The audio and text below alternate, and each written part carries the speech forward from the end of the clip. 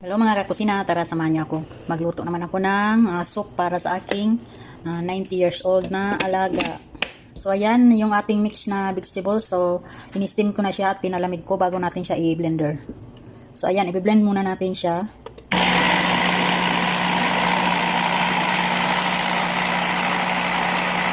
So at ayan, after natin siya ma-blend, ayan na siya. So durog na durog na. So start na tayo magluto. So ayan, maglagay tayo ng konting mantika. Dinilagay natin ang garlic at saka onion.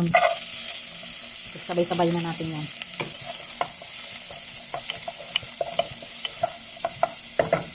Lagyan natin ng chicken cubes. Tapos coriander powder. Hindi yan mawawala sa kanila. Mga ganitong pampalasa. Then cumin. Tapos paminta. Haluin. Lagyan natin ng kunting asin. Tapos ilagyan na natin itong ating blended na vegetable.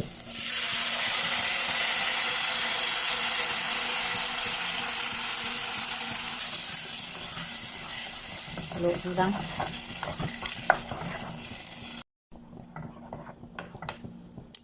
Ilagay natin itong oatmeal. So 4 tablespoon ito. Nilagyan ko lang siya ng tubig para lumambot. Yan.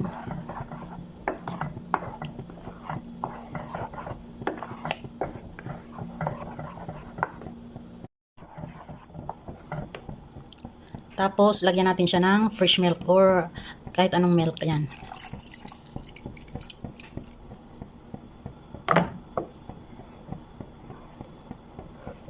Masarap ito siya.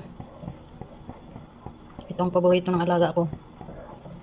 Ganito ko lang kasing kinakain niya kasi syempre matanda na. Wala nang ipin. Hindi na makanguya. Kaya ito na lang. So, ayan. Hintayin lang natin siya na kumulo. Check natin.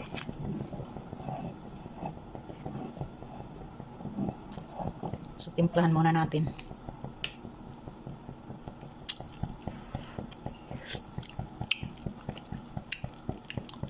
Sarap. Ang linamnam. So, lagyan natin siya ng coriander leaves. Ayan.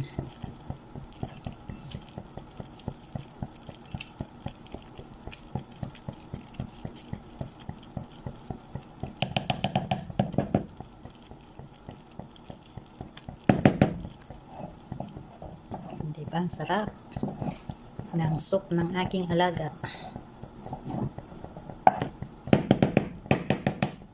So, ayan. Pakuluan lang natin saglit at ayan, okay na yan.